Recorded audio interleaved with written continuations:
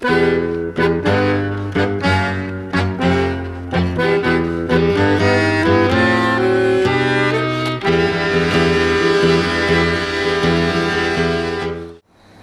yo soy Julio Avenceto de la agrupación Hijos La Plata y bueno, para hablar un poco de lo que significa el proceso de reapertura de las causas contra los genocidas de la última dictadura, en general y en La Plata también, un poco el análisis.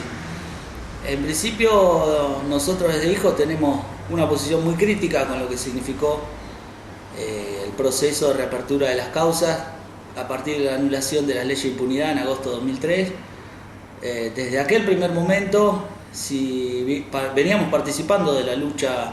con el resto de los organismos por la anulación de las leyes de impunidad. Definimos que haber conseguido la anulación de las leyes no es fruto de la gracia de ningún gobierno ni de ningún Estado, sino de la lucha coherente y consecuente de más de 30 años de los organismos de derechos humanos independientes del Estado y los gobiernos. Y una vez conseguido, vimos que el Estado no tenía una política acorde, una estructura judicial ni orgánica acorde a lo que se venía con la reapertura de las causas. Pensemos que para el momento de la anulación de las causas, los expedientes en sí eran una cantidad inmensa de investigaciones, todas desperdigadas, que no estaban sumadas ya a un criterio de acumulación como lo que nosotros veníamos pidiendo, que era juzgar por centro clandestino de detención o por circuito represivo. Eso algo con el tiempo se fue dando, pero también continuamos a medida que se fueron dando los juicios con ese reclamo, porque la realidad es que fueron iniciándose los juicios y muy poco de ese criterio se fue transparentando. En la ciudad de La Plata, bueno, el primer juicio que hubo en el año 2006 significó parte de esa dinámica. El primer juicio que se hizo, si bien fue contra Echecolás, un emblema de lo que había sido los grupos de tarea y el esquema organizativo del circuito CAMPS en la ciudad de La Plata y sus alrededores, también en 14 partidos del conurbano sur, zona de influencia de la policía bonaerense. Era una causa que había sido instruida aparte de lo que se venía instruyendo, había sido impulsada por el juez Schifrin y llegó con algunos casos de distintos centros clandestinos de detención y con un solo imputado. A más de eso, lo que significó la sentencia y la desaparición de López en los alegatos de ese juicio, para nosotros marca que este mismo proceso de reapertura de las causas está marcado por la impunidad para la ciudad de La Plata y para todo el proceso, porque la desaparición de un testigo que reconstruyó toda su historia con todo el peso de dolor que significa volver a rememorar la tortura y las condiciones de detención, la situación de sus propios compañeros a los que perdió en los centros clandestinos de detención. Recordemos que López pasó por 5 centros clandestinos de detención de aquí de la zona. Toda esa tarea de rememorar y de reconstruir historia, que a su vez es tarea que nunca el Estado hizo con el detalle con lo que López lo contó, y su testimonio por eso es interesante e importante para continuar la reconstrucción de lo que fue el esquema represivo y de los centros clandestinos en La Plata. Lo que significó su desaparición es la marca de la impunidad en todo este proceso. Su ausencia en los alegatos, nosotros denunciamos con el resto de los organismos de justicia allá, el espacio que conformamos con otras organizaciones para trabajar los juicios desde el primer momento a la policía bonaerense, al círculo de Echecolás. Bueno, vamos 9 años de aquel septiembre de 2006 y no tenemos ninguna respuesta ni línea firme de investigación respecto al caso López, ni un avance real en lo que es desandar esa trama de impunidad que no solo hace a esta altura a quienes pudieron haber realizado la segunda desaparición, el secuestro del compañero López, sino a toda la responsabilidad política, a los 3 poderes del Estado que no han dado respuesta sobre esa situación. Después, el panorama de los juicios en general deja mucho que desear a nuestra visión. Vamos casi 12 años de anulada las leyes de impunidad y bueno, En algunos números sucintos se puede decir que hay cerca de 150 juicios que llegaron a sentencia de primera instancia, con cerca de 600 represores condenados, y nosotros hacemos una comparación con lo que fue la dimensión real del genocidio en nuestro país, justamente 600 centros clandestinos de detención en todas las jurisdicciones de las tres armas, más las policías provinciales y servicios penitenciarios, es decir, que a tanto tiempo de anuladas las leyes tenemos solamente un represor condenado en primera instancia por cada uno de los 600 centros clandestinos de detención que efectivamente funcionaron, hablando de un esquema represivo que no contaba con menos de 200.000 efectivos activos entre las tres Fuerzas Armadas y Fuerzas de Seguridad nacionales y provinciales. Entonces no puede ser que el Estado se ponga como actualidad real y como horizonte de juzgamiento una cifra tan mínima. Pensemos que al momento de hoy solamente hay 2.000 represores procesados en todo el país por todas las causas de lesa humanidad que están abiertas en todo el país. Hablamos de 2.000 represores procesados y no menos de 200.000 en su práctica activa del terrorismo de Estado. Los números creo que hablan por sí solos. En la ciudad de La Plata, por ejemplo, después del juicio Checolás 2006, tuvimos 10 juicios más que llegaron a sentencia y tenemos cerca de 70 represores condenados en primera instancia nuevamente, y un universo total en las causas que hay abiertas de 150 represores. La Plata tuvo por lo menos 13 centros clandestinos de detención que han sido reconocidos a través del trabajo de las organizaciones, de las tareas de los sobrevivientes. 13 centros clandestinos en La Plata, 29 centros clandestinos en el circuito CAMS, que es lo que se juzga en los tribunales federales de La Plata, y tenemos 70 represores condenados y un horizonte de 150 a ser juzgado en próximos juicios. De manera que la situación de los juicios para nosotros, deja mucho que desear por esta falta de planificación y porque no hay una voluntad política real de llevar adelante la condena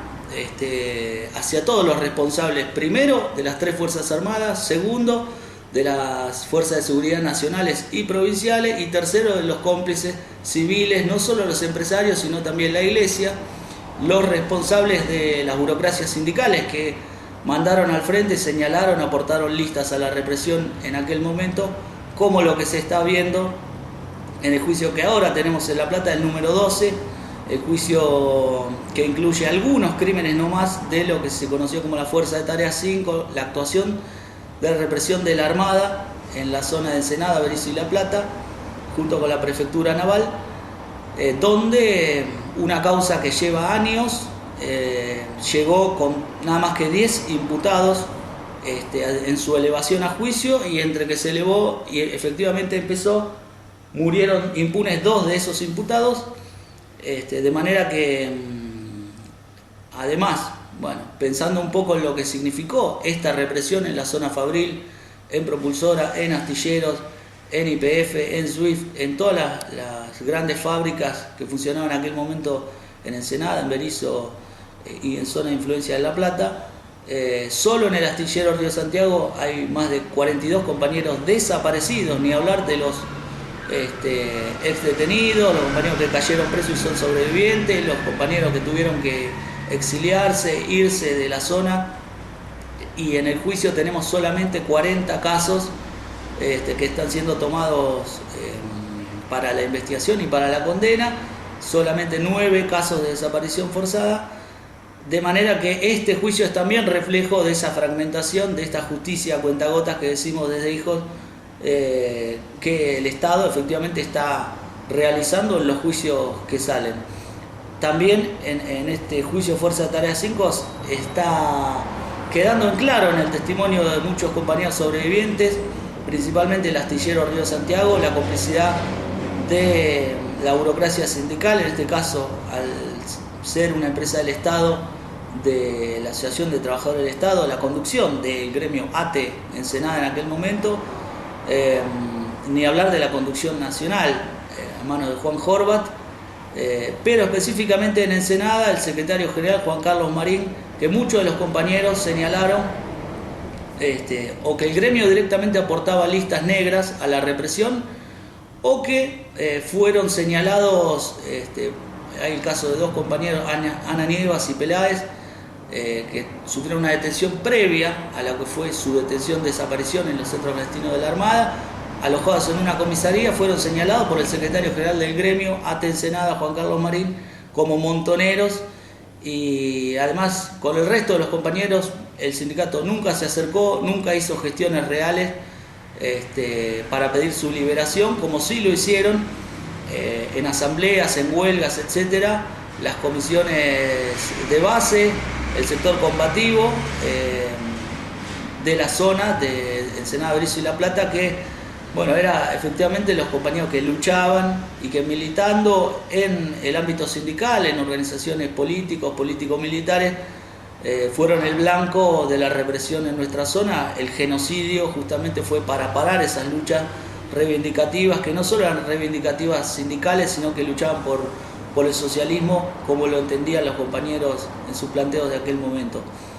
Y bueno, la situación con este juicio es un reflejo más de lo que venimos hablando de las causas, y además cómo llegan los represores de la Marina y de la Prefectura a este juicio.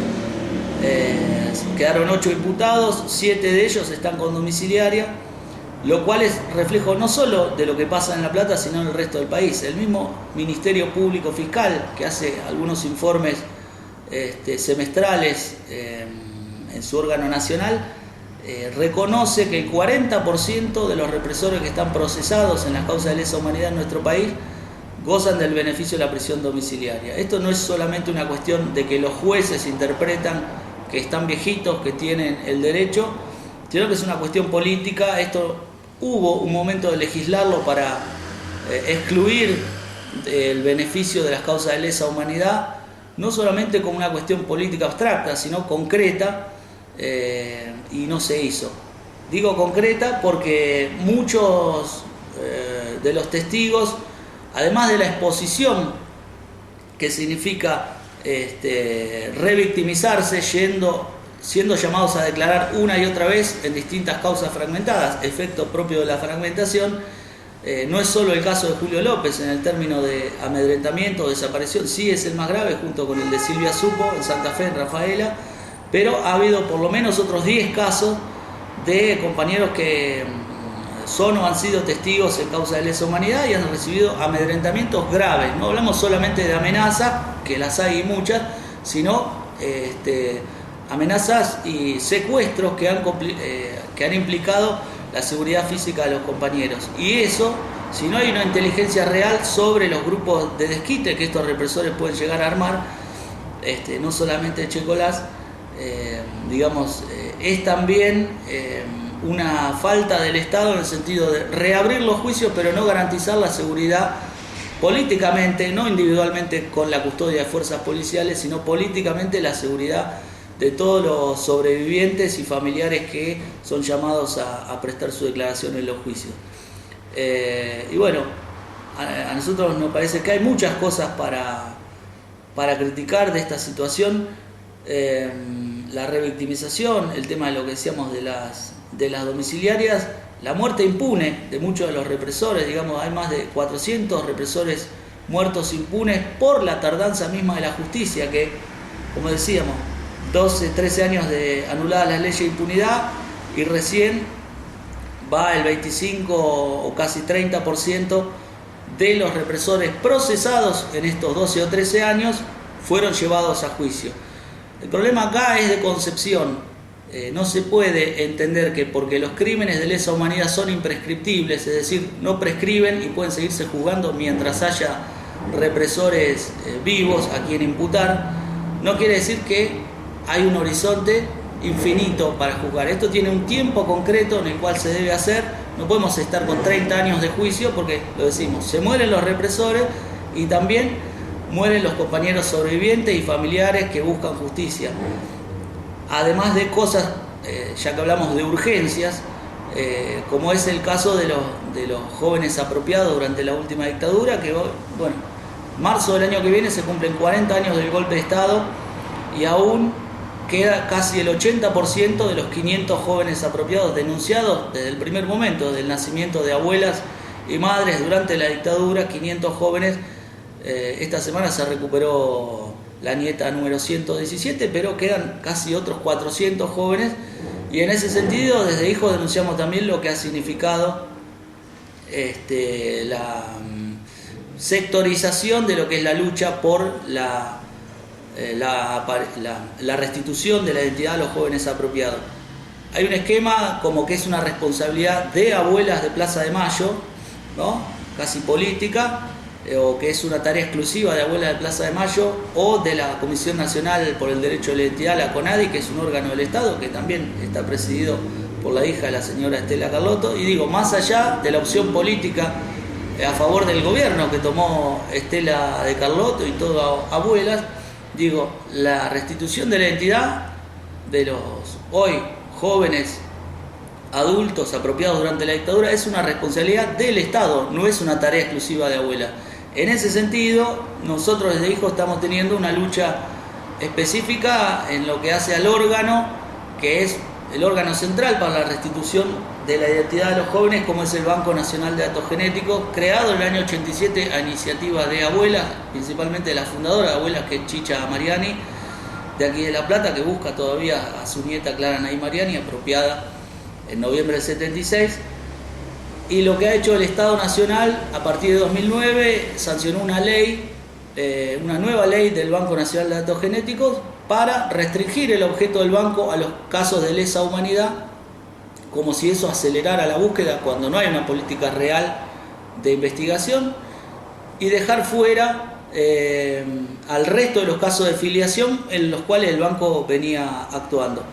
Esto nos parece una excusa real y práctica para apropiarse de todo el material que hay en el Banco Nacional de Datos Genéticos, porque la ley estipula también su paso del Hospital Durán a un órgano dependiente del Ministerio de Ciencia y Técnica. Es decir, va a quedar bajo la órbita exclusiva del Poder Ejecutivo. Esto es una contradicción en sí, porque el mismo Estado, que debería garantizar objetividad en la búsqueda de los chicos, ahora tiene en su órbita al órgano central en lo que hace a la identificación genética. Eso puede ser utilizado por la defensa de los represores para decir que el banco no es objetivo en los análisis que se hacen, porque es una dependencia de Estado. Hasta ahora era un órgano autárquico y autónomo, y venía funcionando muy bien, es decir, nunca hubo una denuncia específica sobre alguna falla o falta de seguridad o en los análisis técnicos, o alguna denuncia judicial a la directora del banco o a sus empleados. Entonces no hay ninguna excusa para trasladar el banco, excepto apropiarse de toda su maquinaria y su material para hacerlo un órgano más de militancia política desde el Estado, de esta política que encabeza abuelas y que parece que fuera una tarea que hay que agradecer a un organismo de derechos humanos. Abuelas no es más que un organismo de derechos humanos entre el resto de las organizaciones que trabajan en específico en la restitución de los pibes y familiares también, pero insisto, es una política de Estado, es responsabilidad del Estado y no de una organización en particular. Otra cuestión que por ahí nos interesa desde Hijos destacar es el tema de los centros clandestinos de detención, de una política de banalización y de, como dice el Estado, de resignificación de los centros clandestinos. Nosotros no estamos de acuerdo en utilizar o generar museos o lo que sea, los espacios que han sido centros clandestinos, hasta tanto no se completen las investigaciones. El ejemplo más claro de lo que pasa con esto es la Escuela Mecánica de la Armada, donde el Estado ha avanzado, no solamente tomando todo el predio y repartiéndolo como una res en cuartos a las organizaciones de derechos humanos que son acólitas al gobierno, todas tienen su casa, su galpón, sino más conceptualmente, además de la cuestión judicial, utilizándolo como si fueran cualquier galpón cultural. Primero, el Estado está obligado a preservar como prueba todos los lugares que han sido centros clandestinos de detención, más por su propia responsabilidad de no haber investigado en todos estos años y de estar tardando tanto tiempo en realizar estos procesos, de preservar, digo, los lugares como prueba judicial, porque hay muchas cosas que recién están saliendo a la luz. En el caso de ESMA hace 2 o 3 años se encontraron marcas escritas de un compañero detenido desaparecido que hasta estos años no se habían descubierto. Entonces el Estado avanzó con un proyecto de museo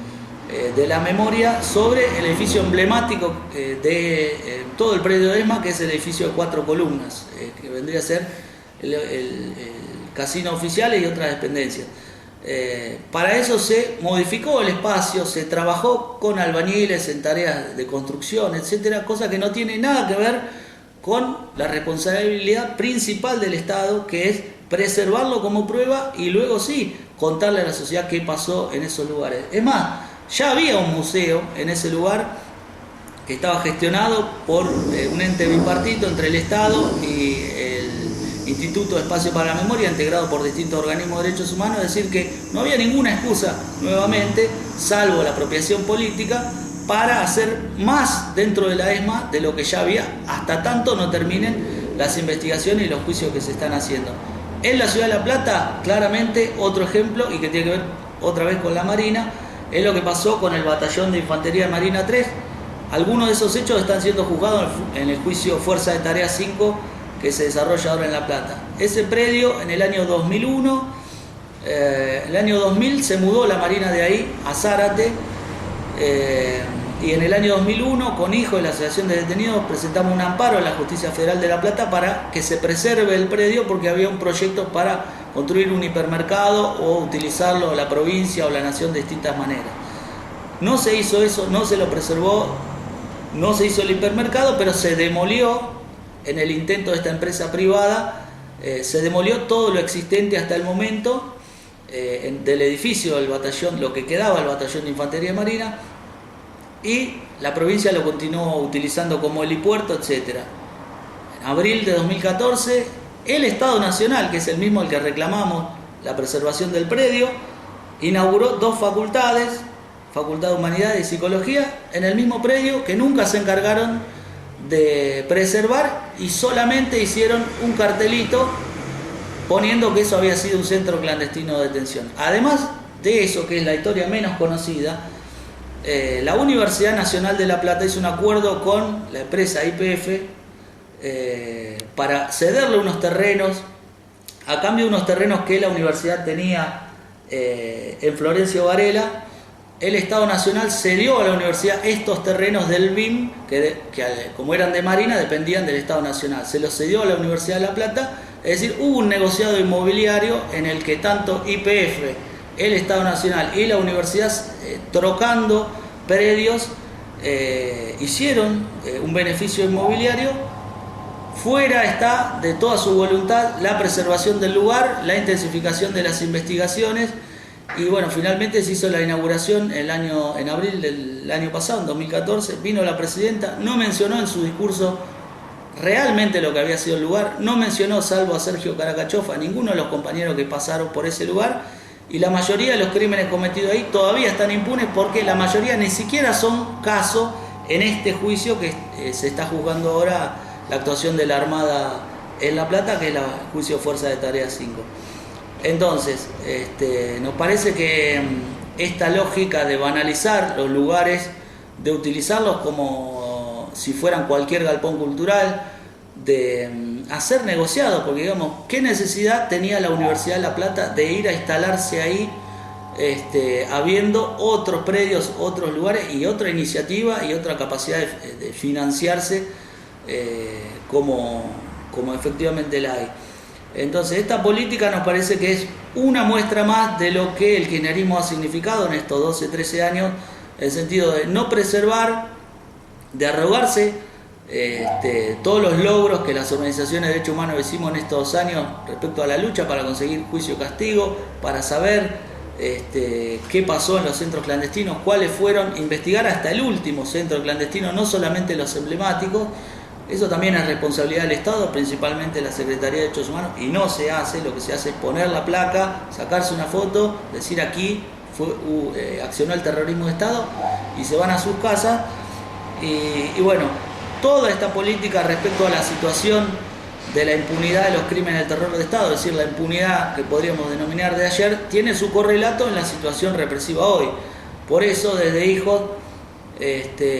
planteamos que nuestra tarea no es solamente luchar contra la impunidad de ayer, sino nos sentimos parte de todas las organizaciones sociales, políticas, militantes que luchan contra la impunidad hoy, principalmente contra la represión de Estado en los casos de gatillo fácil, en los casos de desapariciones forzadas de personas, que las hay más de 200 casos de desaparición forzada de personas en nuestro país, en el país de los 30.000 desaparecidos entre el año 83 y el año 2015. Nosotros estamos trabajando en un informe que vamos a presentar ahora para los 9 años de López, con ese caso específico, porque no solo es López, no solo es Luciano Arruga, para La Plata, casos conocidos como Andrés Núñez, Miguel Bru, sino que son más de 200, insisto, los casos de desaparición forzada. E incluso el Estado argentino, es una cosa bastante interesante de pensar, tardó 28 años, terminada la dictadura, en trasladar lo que firmó en los tratados internacionales, la Convención Americana sobre Desaparición de Personas, no estaba trasladado a su ordenamiento legal interno. Recién a partir de una condena que el Estado argentino tuvo en 2011 por el caso de Iván Torres, desaparecido en el sur del país, modificó su código penal e incluyó la figura de la desaparición forzada de personas. Hay un problema con eso. Ninguno de los represores de la última dictadura ha sido juzgado ni va a ser por la figura de desaparición forzada de personas. Digamos concretamente que se lo juzga por la privación ilegal de la libertad, por la aplicación de tormentos y en los casos en que los compañeros están identificados sus restos, por los homicidios y en algunos casos por la apropiación de los hijos de desaparecidos. No van a ser juzgados por ese delito porque la ley no estaba vigente en aquel momento y es parte del juego técnico jurídico. Pero en los casos de represión actual en los que denunciamos la desaparición forzada de personas, y digamos, desaparición forzada de personas es la detención legal o ilegal por agentes del Estado o por grupos que actúan con la aquiescencia del Estado, básicamente las policías provinciales, como el fenómeno que vemos hoy. Ninguno de los casos que denunciamos, de estos más de 200 casos de desaparición forzada del 83 a la fecha, está siendo investigado específicamente como una desaparición forzada de personas. ¿Por qué? Porque ningún Estado investiga con la gravedad institucional que tiene reconocer que hay desaparecidos en democracia. Incluso el caso López, estuvimos varios meses para que se reconociera, no que estaba perdido, no que la investigación fuera en el fuero provincial como una averiguación de paradero, sino que había que trasladarlo a la justicia federal, donde se instruían las causas contra los represores, porque estábamos denunciando que estaba desaparecido, es decir, que había sido detenido ilegalmente por agentes del Estado o por grupos que actuaban con aquiescencia del Estado, es decir, estos sectores represores de mano de obra desocupada, muchas veces mencionado así. Nosotros señalábamos al Círculo de Checolás concretamente. Lo grave de esto es que a casi 40 años del golpe de Estado en Argentina no hay nadie condenado por desaparición forzada de personas. Siguen sumándose los casos, sigue la impunidad, lo que tiene que ver con los represores del terrorismo de Estado. La mayoría está impune, murió impune o sigue impune aunque esté procesado. La mayoría no está procesado. Y ni hablar de las complicidades civiles. Y digo, la represión de hoy es lo mínimo de los casos en los que los policías o penitenciarios por muertes en sede policial, en cárceles, por aplicación de torturas, por desaparición de personas, no hay nadie condenado, y por torturas es los mínimos de los casos. Entonces la situación, nos parece, de impunidad es grave. Y esto estamos hablando solamente de los casos de los que tenemos algún relevamiento o nos enteramos. Ni hablar de que no hay datos o estadísticas oficiales de desaparición de personas asesinadas por el aparato represivo del Estado. Lo más cercano es ese gran informe que hacen los compañeros de Correpi, la Coordinadora contra la Represión Policial e Institucional, que habla de más de 4.300 personas asesinadas por el aparato represivo del Estado del 83 a la fecha. Creo que es significativo y bueno, es una marca de la característica que tiene la impunidad en un país como Argentina a casi 40 años de iniciado el golpe de Estado.